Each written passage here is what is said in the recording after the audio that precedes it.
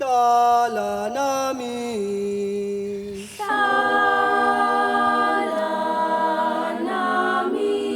Salanami. We live on a magnificent planet. The Earth provides us with air, water, food, and energy, all that is necessary for life to flourish. But human beings have begun to alter the Earth, and increasingly we're experiencing the consequences. I'm John D. Liu. For 20 years, I've been pursuing an inquiry into how natural ecosystems function and the relationship between ecosystems and climate change, the economy, and social stability. In China's Lus Plateau, I learned that it is possible to rehabilitate large-scale damaged ecosystems. Seeing this made me realize that ecological restoration is the great work of our time, and this propelled me to extend my inquiry to a planetary scale. I've been documenting and communicating about this ever since. It's clearly very important. It's been continuously fascinating, and it's also been a lot of fun.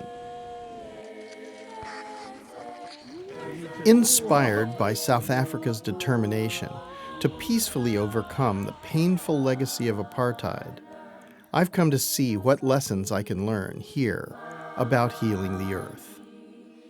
When I die one day, I should leave something behind, and I should leave it in a better condition than I've received it. Forever I will stay involved in trying to build economies behind restoration. The 21st century should be the century of ecological restoration, a restoration industry. Join me here in the Eastern Cape of South Africa for Finding Common Ground, the art of healing the Earth.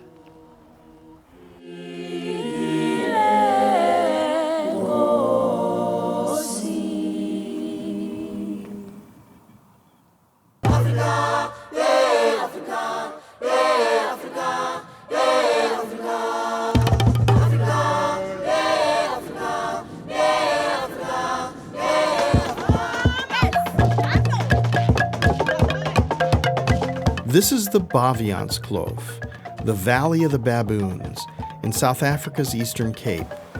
This is one of the most biologically diverse areas of the country. I've come here pursuing my quest to understand how the Earth's ecosystems function and the potential of restoration. I'm meeting with Piet Kruger, one of the first farmers in the region to recognize that the type of commercial farming traditionally used here is not sustainable. What's the future of this farm if it's been managed the way it is? There's no future. No, this is a dust bowl. It's a tragedy that's going to happen. But look at that. I mean, this is like all the organic matter has already been Gone. removed. Yeah. If it's like this, it's finished. It's worth nothing. I wonder how many tons per hectare topsoil was lost here. Come on over here, Bacchus. Yeah.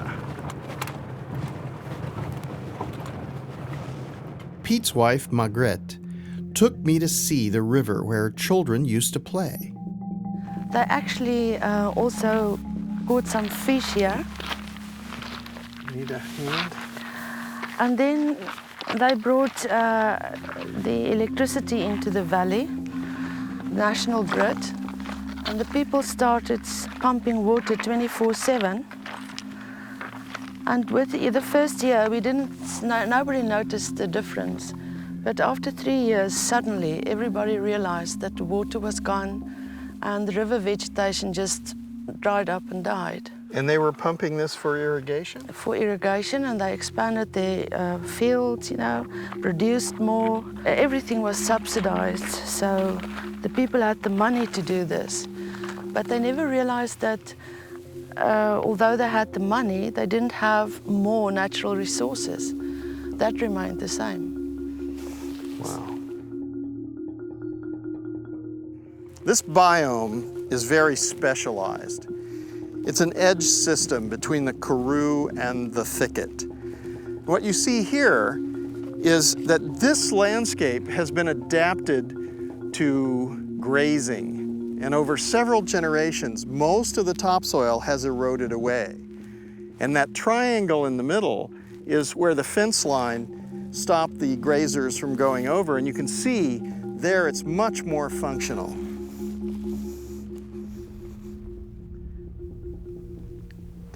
When the vegetation is lost on the hillsides due to grazing, when the rains come, enormous gullies form.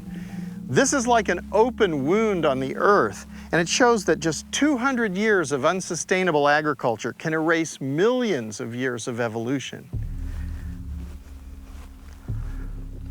Over 500 million years ago, Africa was the center of the giant supercontinent Gondwanaland, whose tectonic breakup formed South America, Antarctica, Australia, India, Madagascar, and Africa. In the last 20 million years, this part of Africa has experienced two major geologic uplifts that have brought these sediment layers more than a kilometer higher than they were before. And that's why the Baviaanskloof has such amazing geology now.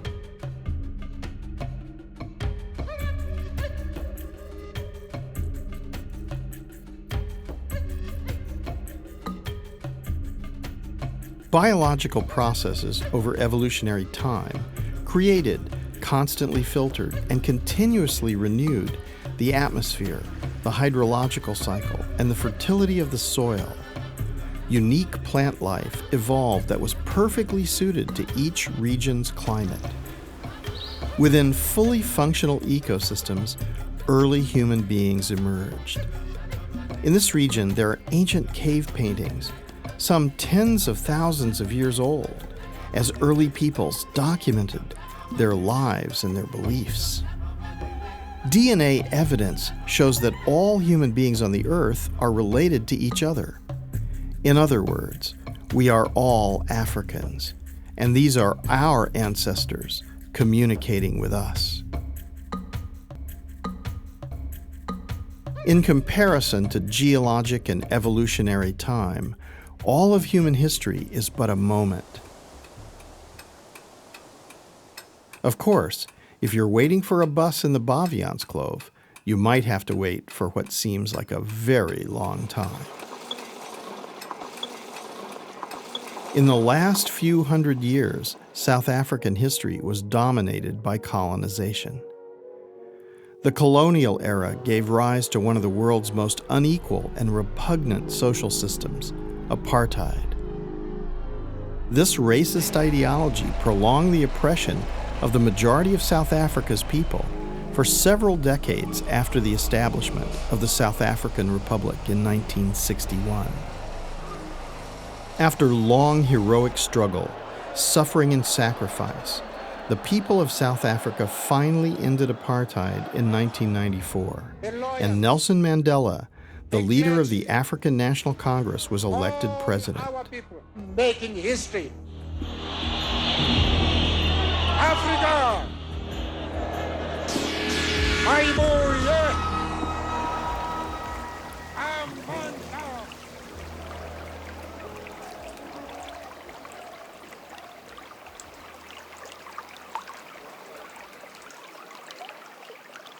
The heart of the Valley of the Baboons is the Baviaanskloof Nature Reserve. In this popular but remote tourist destination, it is possible to see wildlife and natural vegetation with very few human impacts. Within this natural system, we can find beautiful flowing water, unlike in the agricultural lands, which we have seen are degraded. All the water coming from the Baviaanskloof and other water catchments flowing to the Algoa Bay are collected in dams to serve the downstream users. This dam was being built when I first arrived in South Africa for the first time in 1967.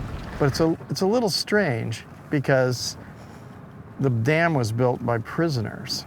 In the shadow of the Koha Dam is an innovative educational experiment. For several years, international scholars have been working at the Living Lands Presence Learning Village, and their work is beginning to have an impact. Hey.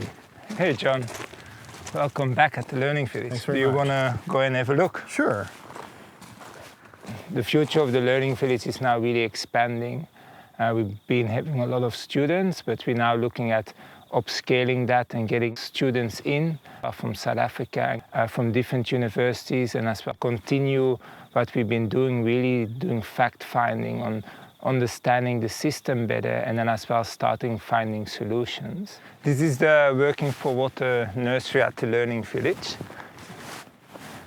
So it's been here for now 7 years, and it's been growing over the last years a lot, mainly propagating indigenous trees and plants.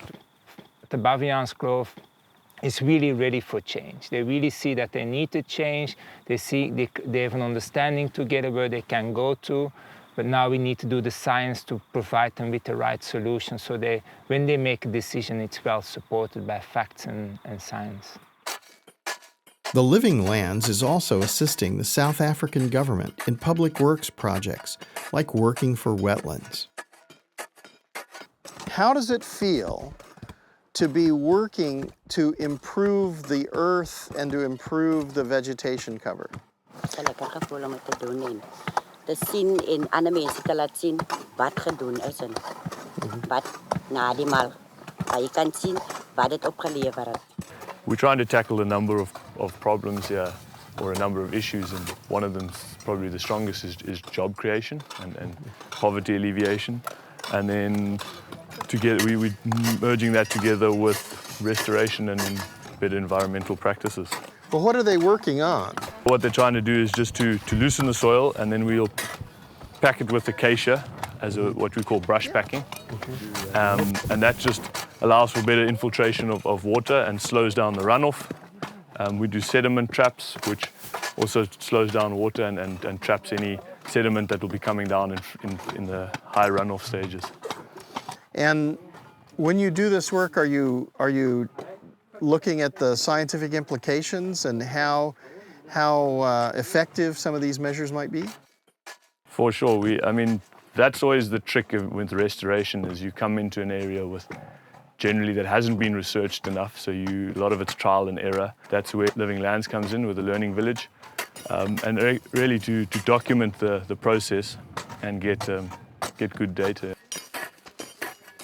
The work that programs like Working for Wetlands are doing is useful, but it really has to be done at a massive scale.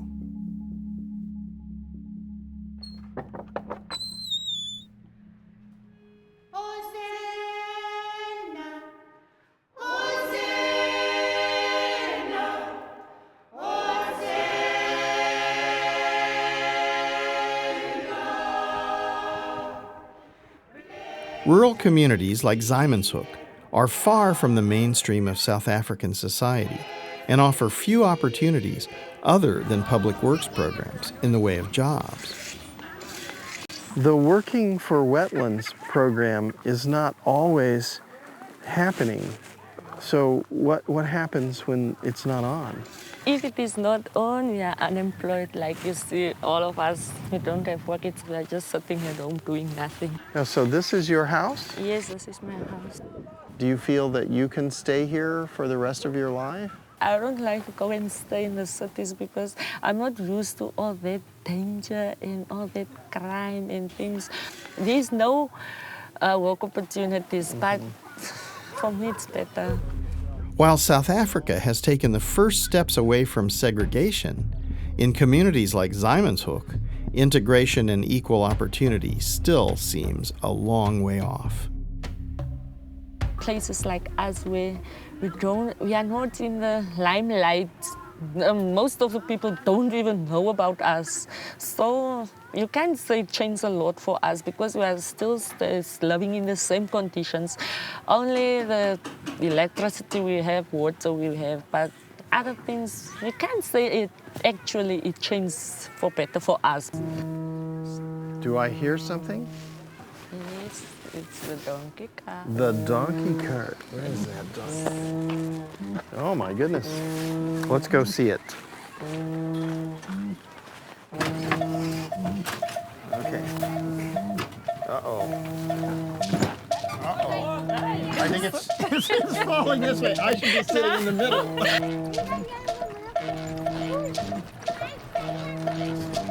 So what do you say when he gives you wood? Baie dankie. Buy a donkey? Yeah. What does that mean? When you say, how much does a donkey cost? No, not how much. I'm not talking about the donkey. I'm talking about buy a donkey like in think, you not buy a donkey.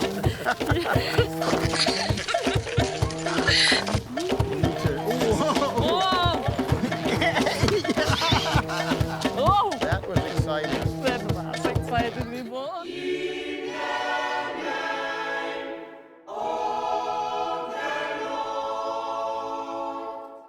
The learning village, working for water, working for wetlands, these are all contributing to an understanding of how natural systems infiltrate and retain water. And you have to juxtapose the cost and the effects of these things with the more traditional outcomes of enormous infrastructure like this dam. In order to continue to use the dam, you're going to need to make some other investments, is that correct? The question of the possible raising of the dam is not, has not been taken yet. There's so many things that will have to be taken into account. One of the things is it will be pushing up in the wilderness area, and it will have effect there. We don't have enough water in this area.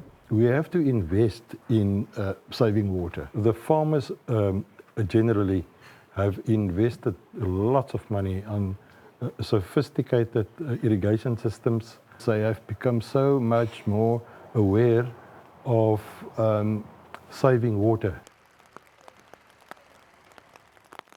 While there aren't many jobs upstream along the Baviance River, downstream there is a thriving citrus industry. There are some jobs within the citrus groves, but many are seasonal. And all of the orchards are completely dependent on irrigated water coming from the dam. The Koha Dam citrus operation has a very sophisticated computer-controlled monitoring system that allows for precise measurement of water use. Well, you're getting a very good harvest. Yes, yes.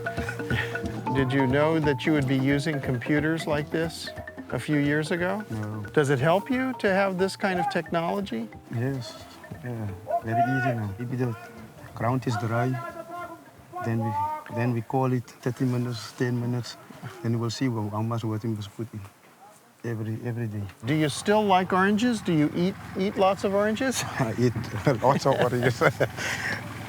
Are you aware that the Chinese people are getting lots of your citrus fruits? No, but I know it goes overseas. It goes overseas? But yes. Oranges from the Baviance clove are being exported all over the world. This is in fact exporting water. That's the Cara Cara. Yeah, that's going to the People's Republic of Yes, China. it is. Yeah. Well, I'm going to look for this when I'm back in Beijing. Locally, water is very important.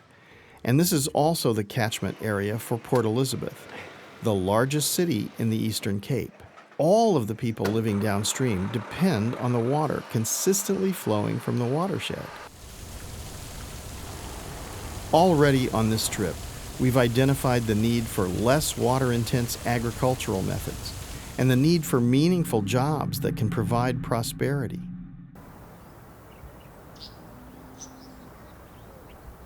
The Baviance Kloof is like a world apart. But worldwide and in South Africa as well, urban migration is the trend. We're following the flow of the Indian Ocean currents to Cape Town to see if in this teeming South African metropolis we can find some answers.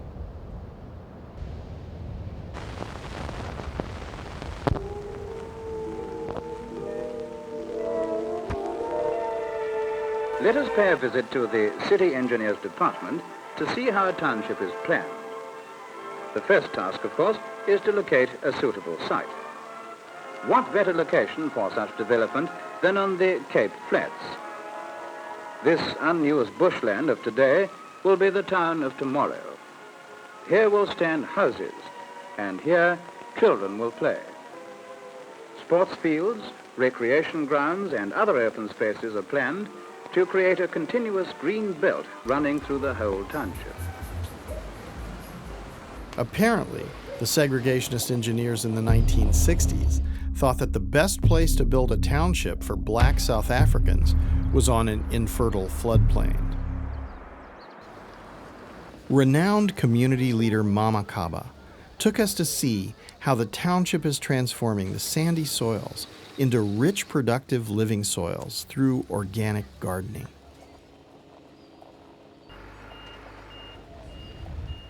Look at all that. Like what you see, the soil is still hungry. All the soil in Cape Town, especially in the Cape Flats, really poor soil. The people changed their lives through the vegetable cabbage. My eyes is open because of cabbage. Play with the soil and make the vegetable growth. Like your kitchen, no one don't love the kitchen. Especially the sweet potato, That's your favorite? That is my favorite. One thing I notice is that in this project, white and black people are working together. When Mandela come out, says peace, work together to develop your own country. It's not only the black, this country, we own it, all of us. The Abalimi Bezekiah project has developed unused spaces into productive urban micro-farms, which are producing healthy food, consistent income, and making the townships much more livable. With hundreds of gardens coming up in the townships, there needs to be a way to market the produce. I asked Rob Small, who together with Mama Kaba founded the Abalimi Bezekiah project, how this was working. Is there a market for organic produce? Totally now. We could be selling 1,000 to 2,000 boxes a week now if our farmers could be producing sufficient. So we're catering to a new kind of consumer who places a great deal of value on the ethical transaction, the impact on the environment, the job creation element, the nature conservation element. And they feel that by buying the product with their money, they're buying a lot more. They're getting a hell of a lot of extra added value.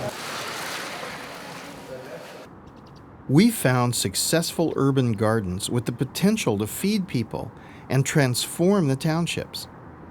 I also met with Eric Schwartz, an experienced and innovative farmer who's been able to access larger farmland through South Africa's land reform policies. Hello. How are you? Thank you. I like to work with nature.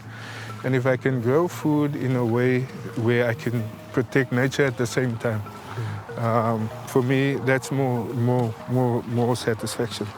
Because I believe that when I die one day, or when I leave this earth, I should leave something behind, and I should leave it in a better condition than I've received it. What I've realized is our younger people are moving away from farms. What we started last year with the help of the Sustainability Institute was a training program for young people. They won't only be trained as farmers, but also building entrepreneurial skills. The one reason why I like a lot of growth on the farm is where you store all your carbon, you know. So actually, you're not just farming for vegetables, you're farming carbon.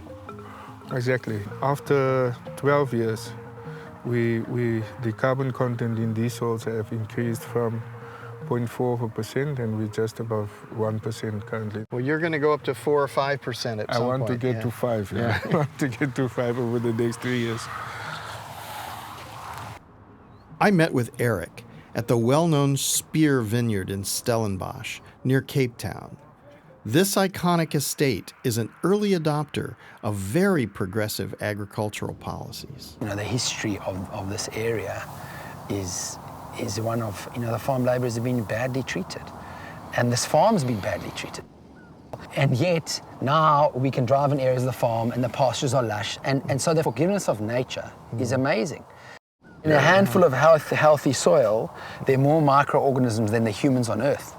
which is just an incredible concept to get your head around. They work together and produce fertility. Someone had said that the first law of nature is the law of diversity. Yes. And that's a principle we're trying to apply to everything. So we give the vineyards diverse food. Our staff do diverse exercises where we sing in the mornings together. We're working towards biodynamic or Demeter certification for the whole farm. We're currently in a Merlot vineyard, which is a red variety that we make grapes from. One of my favorites. And then we've got 126 hectares under irrigation, pastures for cattle and for chickens. We apply what's called the high-density grazing principle or holistic management a la Alan Savory, where we move the animals, a lot of animals, in a small space for a short period of time. Yeah. And that's why how we're spreading the fertility. That's excellent.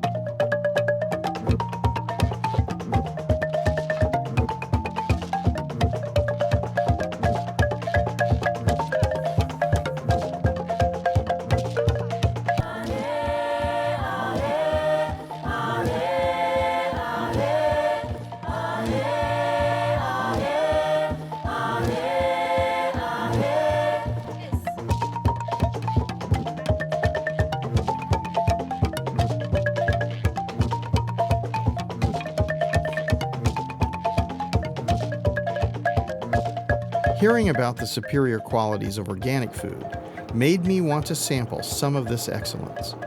My first stop is a visit to a very special farm at Camp Hill that has been producing organically for 40 years as part of their mission of giving care.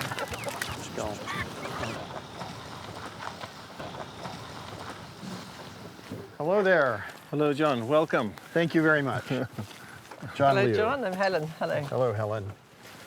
Up here, is that a dairy? Let's have a look. Good morning, everybody, and welcome to Camp Hill. Taste some of our cheese.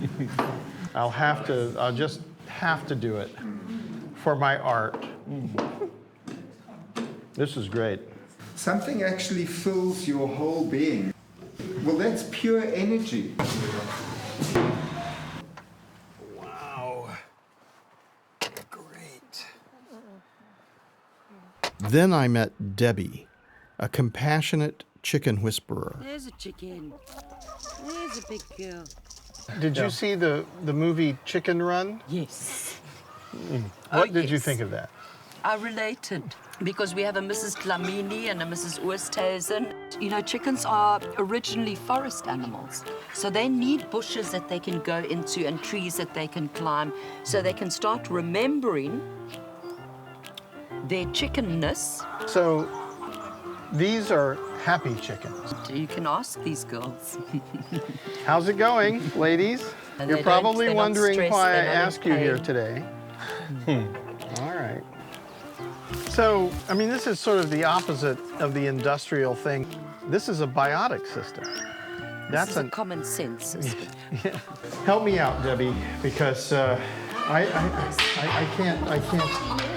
can't steal the egg. Come on, you're gonna have to run in reverse. Oh, what a great farm. You really do think about food when you see all these dairies and cheese making and wineries. I'm suddenly in another world. Hi, John.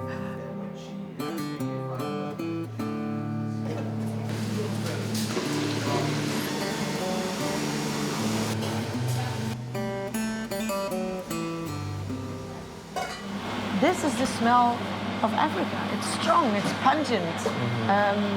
You know, Africa is not a soft continent. No. So I want you to experience it. And we have things here that you will not know from wherever you've come from in the world. I think that's what we must celebrate. We have a responsibility to use what's here. I think if you sit back and accept everything, I think you lead a boring life. You lead a grey life. I don't want to lead a boring life. So you prefer local? Yeah. And you prefer seasonal? Yep. And you prefer natural? And logical, yes. Doing this brings you joy? Yeah, because it's real and it's exciting.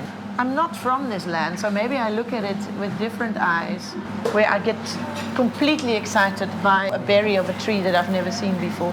And because I'm a chef, I want to turn it into something, but I want to share it. I want to share it with you. Cheers. Oh, buy a donkey. This is an oyster from Saldanha Bay. In fact, I'm kind of hungry. This is really living well.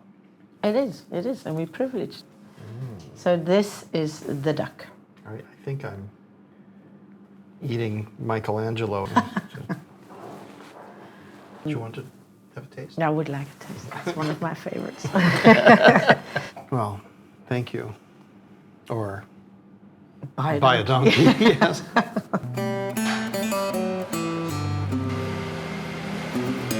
I always say we play. We're always playing with things,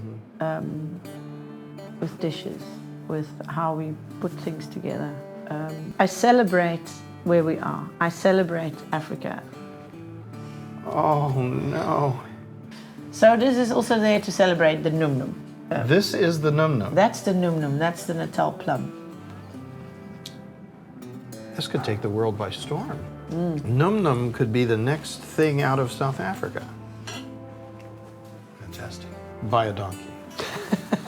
Thanks so much. You're welcome. Good luck.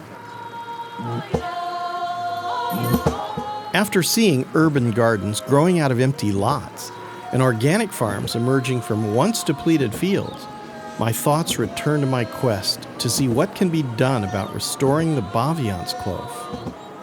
I've come to the Kirstenbosch Botanical Gardens to visit Ernst van Jaarsveld, a dedicated botanist, to learn more.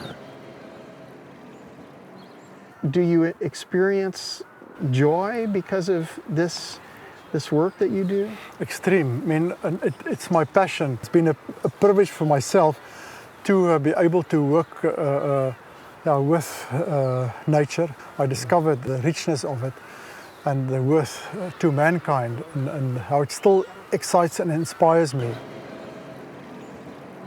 We're going back to the Baviaanskloof, and one of the things that we noticed was that it had been massively altered by the agriculture and by the animal husbandry.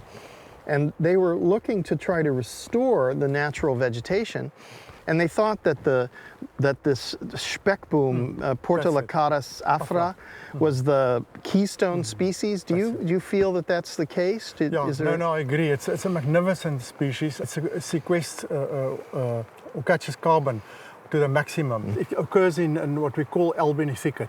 You can see the whole field is dominated by it. So it is a keystone species. Unfortunately, in many of the parts, the spekboom have been overexploited. And there are examples in the Baviaanskloof where you can draw a line. You can see on this side of the fence, beautiful, healthy spekboom veld, the other side, nothing. The wonderful thing about them is that because they are vegetatively so easy to repropagate, one can just simply make cuttings in situ and just plant them. I thought about the role of adversity in adaptation. Yeah. Does it strike you that's true for human beings as well? Oh yes, I think often some of your best leaders in the world came from a lot of adversity. For instance, Nelson Mandela. I don't think he would have been the same leader if he hadn't gone through that long period of hardship in the jails, and he was shaped by suffering. And in the end product of being hating his oppressors, he made friends with them. He overcame evil by doing good. That's the example to the world that we can be thankful of. And what you see today is a healing process. It's not completed. There used to be forests with very, very tall trees, and those first trees were used for building of ships and houses. But we've got paths throughout all these forests going up to Table Mountain, so the mountain is accessible, and we encourage people also to go for walks. And one can walk right around on the contour path, for instance, right to Table Mountain. I take Ernst's advice and see for myself how the landscape has been healed.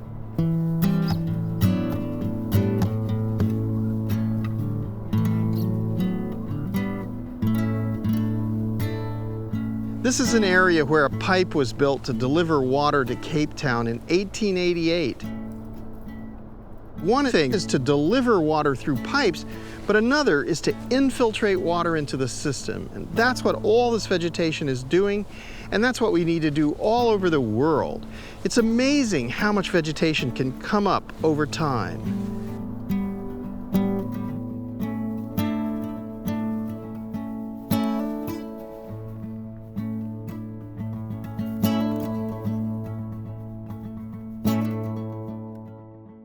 If we think that our task in life is just to selfishly gather as much material things as we can for ourselves, and that seems to be the kind of dominant worldview at the moment, if we continue with that, then the climate is going to change, and the consequences that science is telling us are catastrophic.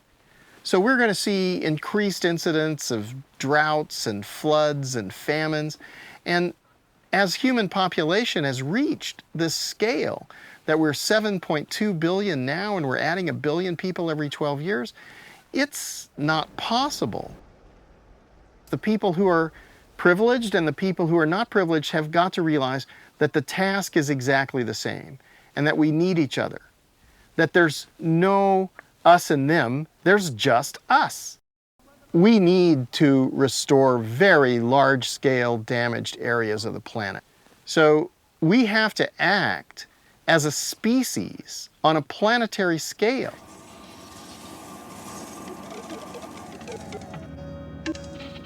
I've returned to the Baviaanskloof with my old friend Willem Verwoerde, who has come to share his vision of an economic model that can help to revitalize the kloof and the world.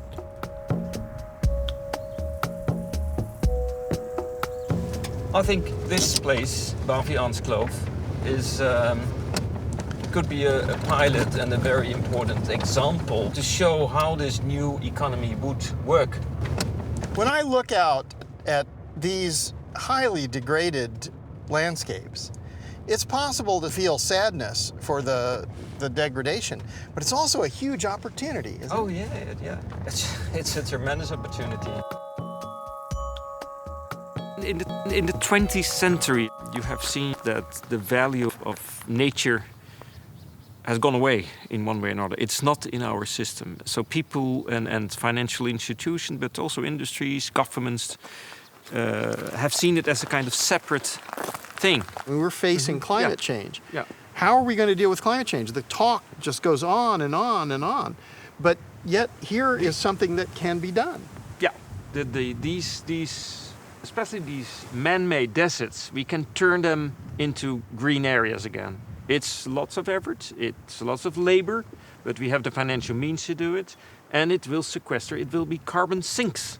But we just have to shift our attention to the natural systems. I only know that we have to work fast to get a model ready for companies, investors, and states, governments, to restore landscapes.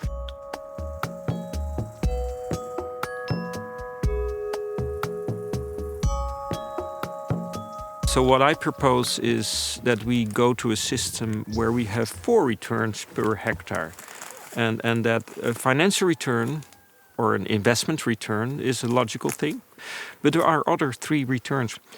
The return of natural capital, or the return of nature, you could say, here. The return of jobs, very important, because we are talking about people who want to work or need work and want to live well. But maybe the most important is return of inspirational capital or return of inspiration. If you bring the return of inspiration back in the landscape, it will also bring back a return of meaningfulness in people themselves. We often talk about like the flow of capital or the flow of money. but actually there's all kinds of flows, the flows of the water, the flows of the air, and the natural flows. And we haven't really been valuing those. No, I think, but that has to do with the flow of the human mind, I think.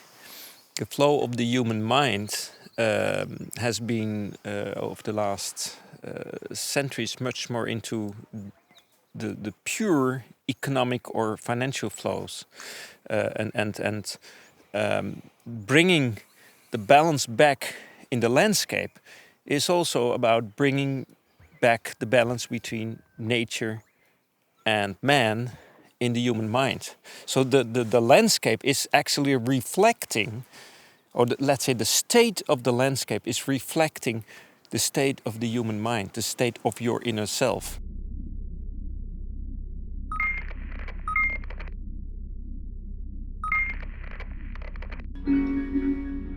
We've been evolving from the beginning of civilization to a larger and larger perspective of life on the earth. But the next natural evolution is understanding the life in space.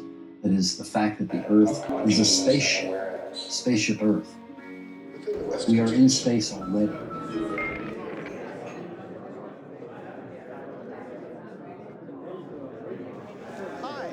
I've seen many development projects in various parts of the world over the last 20 years.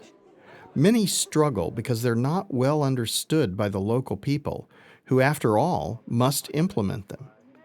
Here in the Baviaanskloof is a participatory process that is building a strong vision of what the people who live here want the future to be.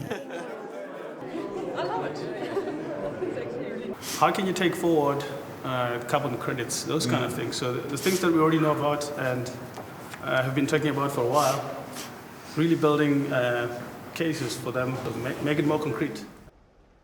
I'll never put Angora goats back here because they were the main reason, because they will eat away the dress immediately. So I would love my farm to fit in with the integrity of the Baviaanskloof Wilderness Area and the World Heritage Site. So I think that's the things that we're dreaming about, and to see if we can make it possible. From my point of view, I'm not a scientist, but I think we've probably lost almost 70 tons of topsoil on these degraded areas. It's very important that the ecologist starts addressing their research questions in such a way that the answer can be taken and plugged into an economic model, and then that the economic model can tell the ecologists, the business people, the engineers, these are the impacts.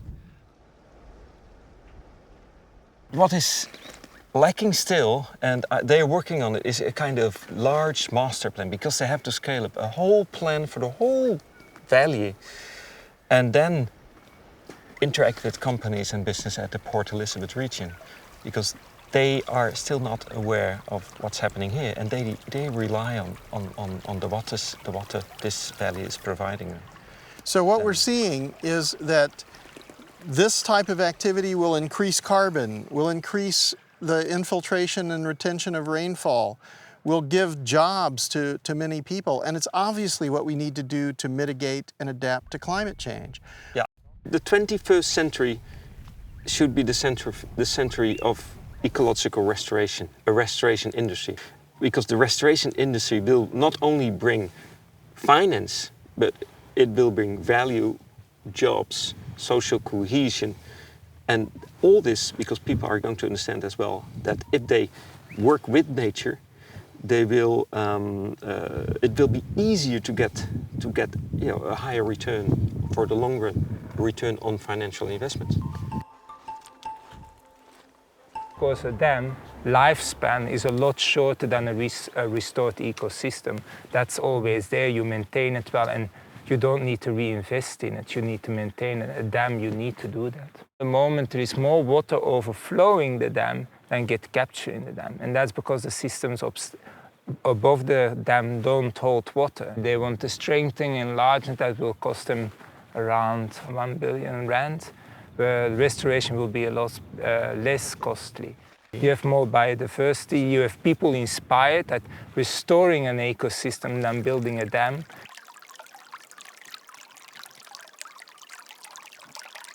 This whole area was a very deep pond, and it was our last stop from town in summer.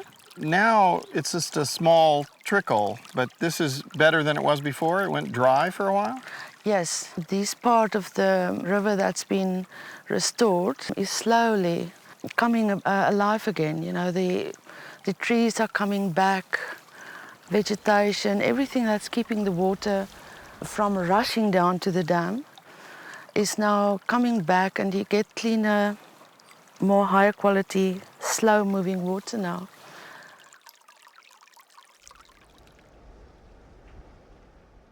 This vegetation represents what is possible in the entire Baviaanskloof if restoration is the intention of the community.